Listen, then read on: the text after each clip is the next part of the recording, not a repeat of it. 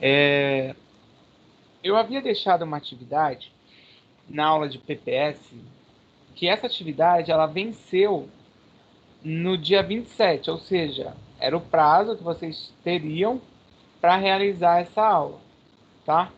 Essa atividade. E aí, quem não fez, vai ficar lá no sistema registrado como não enviado, tá? Eu vi que dos 40 alunos aí, 40 e poucos alunos, apenas não chegou nem a 30 que fizeram a atividade. Então, eu já estou avisando porque vai ficar lá no sistema com registro que não fez. Só para vocês já ficarem cientes, porque lá eu tenho que dar o feedback aqui na plataforma, tá bom? Mas vamos se atentando aí para as próximas coisas que forem sendo solicitadas. Tudo bem? Bom, qual é o planejamento de hoje aí, ou a programação que a gente vai trabalhar? Primeira coisa, eu separei aí em 3 pontos a aula, onde eu farei a correção dessa atividade que eu acabei de comentar. Segundo, a exposição de uma atividade, de um trabalho que vocês vão realizar em grupo, tá? E aí, em terceiro, eu vou deixar para dúvidas, porque eu vou estar orientando vocês na realização dessa atividade. Então, vou começar com a correção, que era justamente a correção daquela tarefa que eu comentei que estava até o dia 27 disponível para realização. Tá bom? Tranquilo até aí, né? Eu estou sempre colando o slide ali na tela, lembrando quem não visualizar o slide, eu deixei o aviso aí para sair e voltar da reunião. E o pessoal vai chegando aí, eles vão acompanhando, mas está gravado também. E o mais importante é que também que vocês depois possam até repassar as informações e tal para a turma. Ok, então vamos começar a corrigir. Ó, eram essas 6 perguntas, que claro, vocês devem ter visualizado lá pelo Teams, né? 6 perguntinhas ligadas ao conteúdo que a gente trabalhou nas primeiras aulas. Na verdade, foram 2 aulas, né? E aí teve a do dia 24 que vocês foram para a escola. Então, boa noite, Lohan. Eu vou começar a abordar elas aqui. Primeira pergunta falava aí sobre o que é cadeia de suprimentos. Eu separei o material até 2 slides para ir corrigindo, mas eu vou dar uma resumida para ajudar vocês a fixar o conceito, tá bom? Então, olha, cadeia de suprimentos. Se nós pensarmos tudo aquilo que a gente foi trabalhando na aula, eu citei, por exemplo, a cadeia de suprimentos, ela faz parte da rotina das empresas. A cadeia de suprimentos, ela não é só a logística de eu entregar, de eu estocar ali e tal, de eu fazer o transporte. Ela é uma coisa muito mais ampla. Ó, vão lembrando aí as anotações de vocês. Por que ela é uma coisa muito mais ampla? Ela é ampla porque ela envolve desde lá da fábrica, quem é o fornecedor da matéria-prima da fábrica, o produto ele ali vai ser transformado, né? Vai ser fabricado. Depois eu tenho um processo que leva para o centro de distribuição. Vocês se acostumem aí a ver a sigla CD, tá? Centro de distribuição. É muito usado aí na logística. Ó. E o centro de distribuição vai ser o encarregado de mandar aí para as regiões, os atacadistas, os varejistas, que vão fazer o repasse para o consumidor. Então, eu também estou percebendo, Alexa, tá demais, meu. Eu coloquei até bem perto aqui o microfone para poder ficar melhor. Pera aí. Tá muito barulho aqui. E eu vim para cá pro escritório, o computador de casa parou de funcionar. Desde ontem. Ontem eu ia dar aula de casa, o computador parou, eu saí correndo e voltei para cá, porque não tá dando não. Vou ter que reinstalar tudo de novo lá. Bom, pronto, deixei o microfone mais perto, mas não vai adiantar porque o barulho tá fora. Isso tá tudo fechado aqui, todas as portas, janela. E aí, ó, pegando aqui o gancho da cadeia de distribuição, do centro de distribuição, depois que é distribuído, ele tem um processo que o consumidor ele pode fazer a aquisição no varejo ou no atacado. Empresa pode comprar de empresa, que foi um outro assunto que eu tinha comentado, né?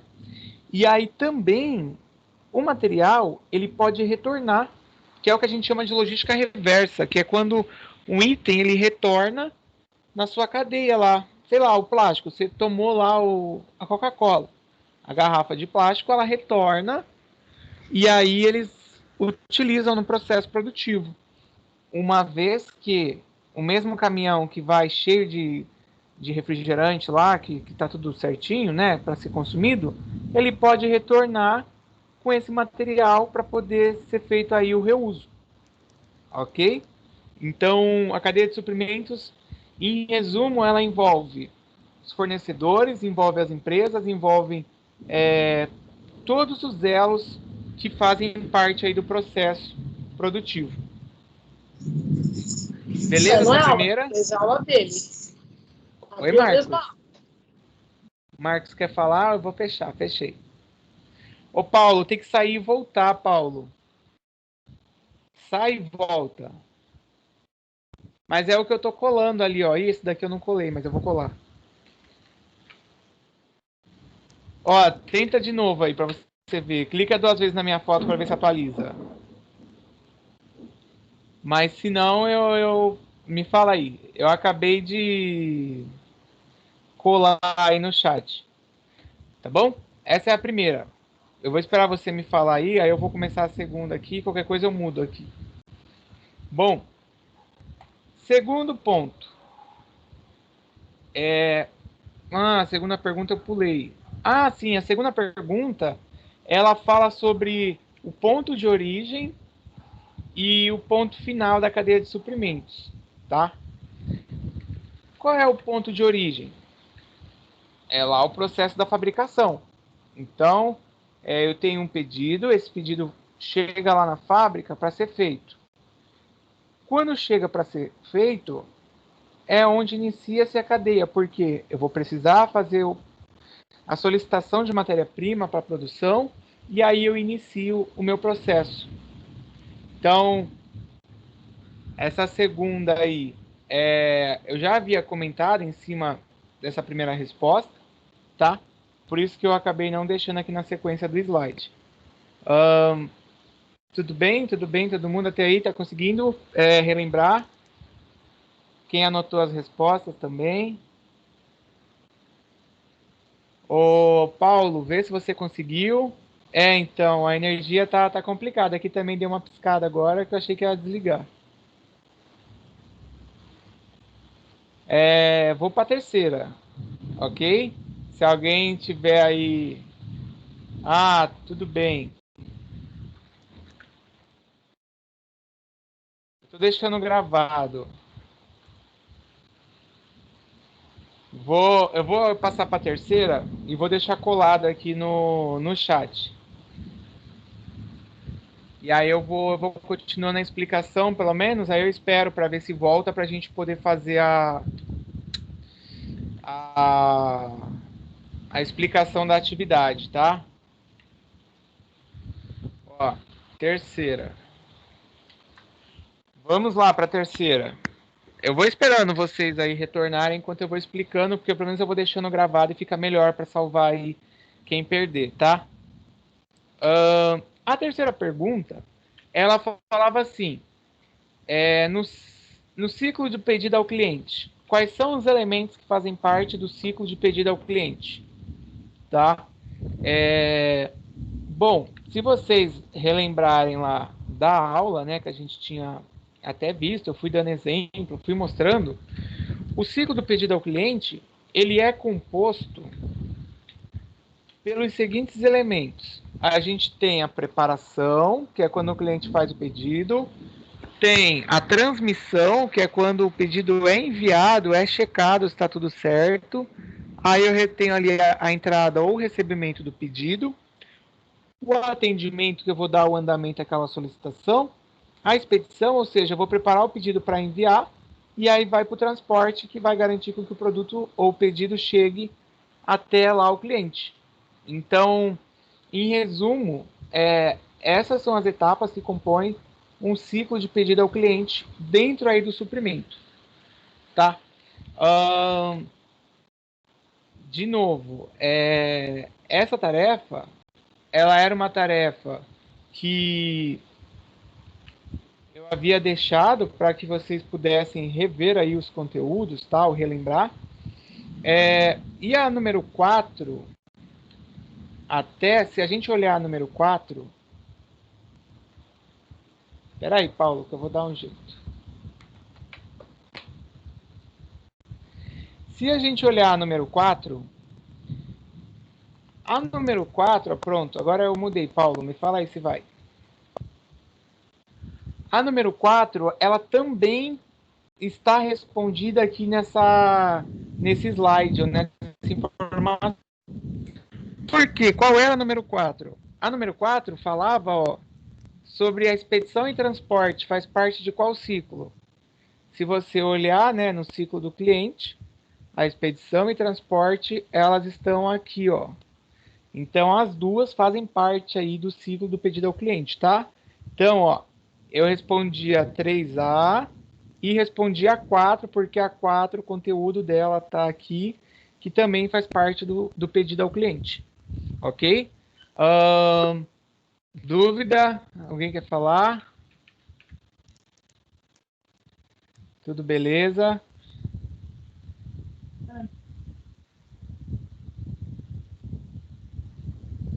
Bom, vou continuar então, hein? Fé no pai aí que a gente vai. Ok? A próxima, que eu separei também aqui para corrigir, ela também tem uma pegada com duas respostas. Por quê? O ciclo de reabastecimento. O ciclo de reabastecimento, ele envolve aí, ó, o varejista e o distribuidor, né, ou o fabricante. E a pergunta 3B, deixa até eu colocar aqui, ó, era perguntando os elementos, e também a número 5 falava sobre com quem que o ciclo de reabastecimento se relaciona. Então, ele se relaciona entre o varejista, o distribuidor e o fabricante, e aí o ciclo de reabastecimento vai acontecer quando um varejista ele faz um pedido para reabastecer o estoque. Então, se a gente parar para pensar, uma grande rede aí, por exemplo, o Extra, o Pão de Açúcar e tal, que eles fazem a solicitação para a Nestlé, para alguma outra rede aí que eles acabam atuando, é um momento do reabastecimento, porque é quando o estoque precisa aí ser reabastecido, quando precisamos garantir que não vai faltar na loja, e aí esse ciclo acaba ocorrendo, ok? Então eu acredito que vocês, quem já trabalhou em comércio e tal, ou trabalhou aí como repositor, alguns alunos às vezes trabalham como repositor, é, já devem ter percebido, já devem ter observado isso, de a loja vai, informa que determinado produto está acabando, e aí nisso ocorre lá a solicitação do reabastecimento, e esse reabastecimento ele é passado para que possa garantir aí a entrega. Muitos supermercados têm problema quando a gente analisa, um exemplo aí, né? Dia de segunda-feira, porque final de semana, se o supermercado ele atende restaurante, bar, lanchonete e tal, esse supermercado acaba tendo uma demanda maior, e essa demanda maior faz com que, se você chegar lá na segunda, talvez você não encontre o produto, porque existe todo um tempo, um processo para reabastecer. Certo? Eu estou acompanhando aqui o chat pelo celular. Gente, quem tiver sem sinal, avisa para eles, ou manda aí no grupo da sala, que tudo bem, que eu estou deixando gravado, e aí por enquanto estou fazendo a correção da atividade que eu tinha deixado, visando, claro, até relembrar o conteúdo, porque vocês vão aplicar isso daí numa tarefa, num segundo momento aqui da aula. tá bom? Mas eu tô agora monitorando aqui vocês pelo celular. Pelo menos aqui, ó, eu tô em Praia Grande. A chuva acabou agora de dar uma pausa. Tava muito forte, ainda tá uns trovões aqui. A professora Francis aí, coordenadora, acabou de me avisar que lá na Náutica ficou sem luz também. Tem muitos lugares sem luz. A gente vai tentando tocar. Quem não conseguir acompanhar, claro, depois eu deixo a gravação aí para poder facilitar para vocês. Tudo bem? Ó, a pergunta número 3C, ela falava sobre o ciclo de fabricação. O que compõe o ciclo de fabricação? Ciclo de fabricação, olha, é entre o distribuidor e o fabricante, tá? Ou o varejista e o fabricante, se geralmente o varejista pede direto, para que seja feito aí o reabastecimento, mas num nível mais avançado. Você vai assim, mas então é igual o reabastecimento? Não, porque o reabastecimento ele vai pensar no processo de abastecer o estoque do varejista junto com o distribuidor. Nesse caso da fabricação, se a gente pensar numa hierarquia, uma hierarquia pode ser assim: a fábrica, ó, vou colocar aqui a hierarquia. Eu acho que eu já fiz isso uma outra vez. A fábrica, o distribuidor, o varejista e o atacado. Vamos colocar um aqui do lado do outro. Então, o varejo, né, ou o atacado podem pedir para o distribuidor, ou eles podem fazer direto com a fábrica o pedido. Claro que depende do porte, né? Você não vai pegar lá a chimboquinha do Zé, que fica na esquina aí da sua casa, e achar que ele vai direto lá na Heineken, bater na porta dos caras, e falar assim, olha, eu quero comprar cerveja aí com vocês, tá? Era só um minuto que eu tô escrevendo até aqui, ó. Ficará gravado. Pronto. Então ele não vai conseguir, a não ser, né, que esse mercadinho dele vá fazer uma aglomeraçãozinha clandestina aí com milhares de pessoas, mas milhares mesmo, a ponto da Heineken falar, tudo bem, eu vou vender para você aí, vamos fazer uma nota aí para você poder pagar o boleto, tá? Mas é muito complicado, então por isso que existe essa hierarquia que eu acabei de colocar aqui, eu acabei de citar, e aí no de fabricação vai ser solicitado lá para a fábrica. E por último, o ciclo de suprimento, que é o 3D, ó, é quando o fabricante e o fornecedor de matéria-prima eles vão se relacionar, tá? Eu não colei aqui o slide, não sei se eu não colei a partir desse aqui, mas é porque eu não estou conseguindo mais visualizar o chat. Ó. Se eu fizer isso, eu tenho que ficar saindo toda hora e entrando, mas esse material já está disponibilizado para vocês, tá? Vou aproveitar agora que eu pausei para falar isso e vou colocando aqui para deixar registrado já. Vamos lá para o 3D. Eu estou vendo que tem poucos alunos aqui, mas tudo bem. Ó, se vocês analisarem aqui comigo o ciclo de suprimento, ele é composto por o fabricante ir lá buscar a matéria-prima. Eu comentei com vocês até na última aula aí, que foi dia 17, que muitos produtos que são oriundos da China depende aí de chegar aqui ao Brasil, aí depende da matéria-prima, e aí se esse produto falta, nós já encontramos uma dificuldade no mercado.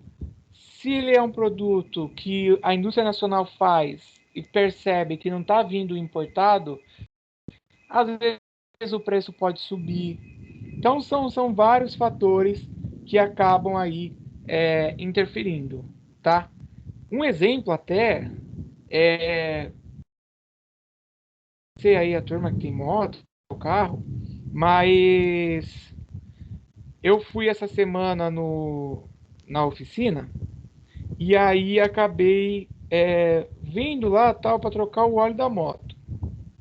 E o óleo geralmente que era uns R$ 20 aí, que é o óleo mineral e tal. E eu falei, nossa, o preço foi para R$ 26. Por quê? pega uma série de fatores, fatores do mercado internacional, fator envolvendo a questão do dólar. Então, gente, é muito, muito complexo a gente pensar assim, que sozinho ali o mercado em si ele vai se regular. Não, porque vem uma série de fatores que esses fatores eles acabam interferindo aí na nossa cadeia de abastecimento, tá? Então, já deixo até essa orientação aí para vocês, ou essa instrução, porque é uma situação que a gente tem que acaba interferindo lá, ó, lá na ponta lá. Por isso que a Petrobras começa com... Claro que tem toda uma série de política, mas começa a... Tudo bem, Ricardo. Começa a falar assim, olha, a gente está prevendo que o preço vai subir. Aí o dólar sobe, aí o barril sobe o preço, aí o preço vai subindo também. Então, esse ciclo de suprimentos, se ele é bem feito, vocês vão ter uma matéria no terceiro módulo, no segundo módulo, desculpa, semestre que vem, chamada produção, que é PPCP. Programação da produção e controle. Esqueci qual que é o último P. Mas lá vocês vão entender como que a logística pode ajudar a melhorar e trazer eficiência na produção, tá? Esse daí era o 3D. O 4 e o 5 a gente já falou. E agora eu vou parar aqui porque faltou explicar o último. Vou até deixar ele aqui, ó. Faltou explicar o 6, tá? Por que eu não coloquei o 6? O 6 foi um assunto que eu fui comentando e explicando aqui na aula para vocês. E aí o número 6, a gente precisa pensar assim, por que uma empresa deveria programar a sua produção? Ou qual a finalidade dela realizar a programação da produção? Alguém se lembra aí o que colocou? Alguém se recorda, quer falar, quer escrever? Guilherme, Pablo, a Selma, quem é que tá aqui, ó? Wesley, aqui o Cleidir, e aí, Rafael, Marcos? Alguém se lembra dessa? Qual a finalidade da programação da produção? Ou para a produção? Ou não? Ninguém lembra ou ninguém consegue falar? Não, eu já falo, tudo bem. Ah, o Marcos colocou aqui.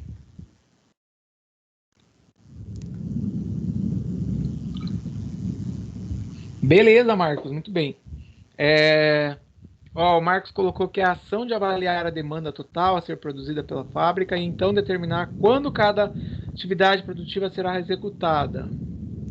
O Lucas colocou aqui também, ligado aí que a mercadoria chegue no prazo determinado. Tudo bem, ô Marcos. Quando for assim, tem que colar e tirar a formatação, mas eu acho que ele não aparece para direto ali quando você vai colar. Ó, quando a gente tem a programação, pegando aí até o que eles dois escreveram, a programação é assim, eu vou analisar minha demanda, certo? Aí eu vou ver, a minha demanda está muito grande, eu preciso manter o que eu estou produzindo, ou vamos pegar um produto sazonal. Produto sazonal aí acaba sendo um pouco diferente. Agora está chegando a Páscoa. Chocolates de Páscoa, a gente está vendo aí que os ovos de Páscoa estão aparecendo no supermercado, já tem até mais de uma semana aí que eu já vejo uma movimentação. Barras de chocolate, caixa de bis, às vezes para amigo lá do chocolate que tem na empresa ou para ajudar algum projeto social. No Brasil inteiro acaba movimentando. Se eu sou a Nestlé, sei lá, a Lacta, a Garoto, Cacau Show, e eu já prevejo que naquele período. Sim, sim, Marcos. E eu já prevejo que naquele período eu vou ter uma demanda muito grande, eu preciso me programar para que eu possa atender. E quando eu falo me programar, não é programar só assim, ó. Pessoal lá do cacau, vamos mandar mais cacau aí que a gente vai fazer mais chocolate. Não, não é só matéria-prima. Preciso programar as máquinas, o tempo, o turno de trabalho, porque se eu trabalho com um turno, geralmente um turno a gente chama de 8 horas, tá? Se eu tenho um turno de trabalho de 8 horas, eu preciso ampliar, porque a demanda vai crescer. E aí começa é, a contratação de terceirizada, a contratação de pessoas extras, ou até mesmo a ampliação da carga horária, da jornada, para que a fábrica não pare. Então, por isso que é importante eu não pensar só tipo na matéria-prima, mas pensar na cadeia como um todo, porque eu programando a produção, eu vou conseguir garantir aí entregar aquilo que foi solicitado, tá? Vamos lá o que vocês estão escrevendo, ó. É, o Pablo colocou programar a produção aí para poder atender os clientes quando for solicitado. Isso, que envolve até o conceito de logística, né? No tempo correto, aí até a questão do custo correto. O Marcos pediu para explicar a parte do ciclo de reabastecimento e suprimentos. Beleza. Que eu acho que pega até um pouco da pergunta do Lucas. Vamos lá. Calma aí, deixa esse trovão passar, né? Porque. Ó, Marcos Vinícius Xavier, ó. O reabastecimento é quando o varejista vai buscar aí junto ao distribuidor, ou se ele compra direto do fabricante, que o seu estoque seja novamente aí cheio, ou o nível, né, chegue a um nível aí considerável por eles. Porque a ideia é que você não tenha, eu acho que eu comentei isso com vocês já, que você não tenha a quebra de estoque, ok?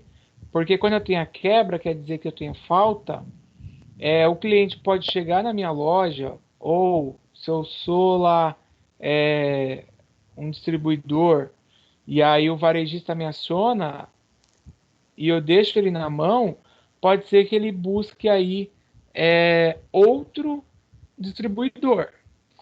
Então, a ideia de eu integrar todo mundo é fazer com que o varejista continue sendo atendido, que os clientes, quando forem buscar os produtos, que eles também os encontrem, tá? E eu até coloquei aqui que a 5 também, porque a 5 era por quem é realizado. E aí já são aqui esses elos, ó, que é o varejo, o distribuidor e o fabricante. O reabastecimento é isso. Então, vai garantir que o varejista tenha o estoque aí, evitando a quebra. E o ciclo de fabricação é quando o distribuidor vai solicitar para o fabricante para que envie os produtos, para que a distribuição ela não pare. Então, tipo, vai garantir a manutenção, tá? Para que ele possa atender aí o varejista. Aí, de novo, né? Eu dei esse exemplo aqui, ó, que está arriscado aqui. Eu até faço aqui do lado, para você ver. O fabricante ele pode atender direto aí tanto o distribuidor como o fabricante pode atender o varejista ou o atacadista, tá? Porque tem varejista que ele passa pelo distribuidor para fazer a compra, mas tem varejista que ele vai direto no fabricante para fazer a compra. Então vai depender muito aqui nesse ciclo de fabricação. Em São Vicente, eu não sei se vocês sabem, mas tem a distribuidora da Amanco. Essa distribuidora da Manco, ela atende muitas lojas na Baixada, desde Bertioga até Peruíbe. Ela atende as construtoras e a ideia da Manco fazer esse sistema logístico, vamos chamar assim, é evitar que ela perca a venda. Por que perca a venda? Imagina assim, se para tirar um pedido na Manco você teria que comprar R$ 1 milhão. Como é que uma loja pequena vai comprar R$ 1 milhão? Difícil. Então eles usam aí da estratégia do distribuidor para amortecer aí a quantidade, porque aí o distribuidor consegue vender em menor quantidade para o varejista, porque ele tem vários aqui, ó, tem vários varejistas que acabam recebendo aí os itens que ele dispõe, tá? Agora já o fabricante ele vai querer ter o trabalho de te ofertar pouca quantidade. Eu trabalhava uma época com uma empresa que a gente fazia um material, uma produção de papel. Eles desenvolviam para mim lá tal certificado. E aí, antes eles não estavam querendo atender, porque a estratégia deles era atender somente, tipo, grandes redes que distribuíam para outras redes. Aí eu falei, pô, mas aí é inviável. Aí passou um tempo, eles mudaram a estratégia, porque eu acho que devem ter tido dificuldade para manutenção lá da entrada de dinheiro, do giro, da receita. E aí acabou que eles começaram a me fornecer direto. Então, vai muito aí das estratégias, tá? E eu acho que eu respondi a pergunta aí dos dois. Lucas, vê se eu respondi a sua pergunta.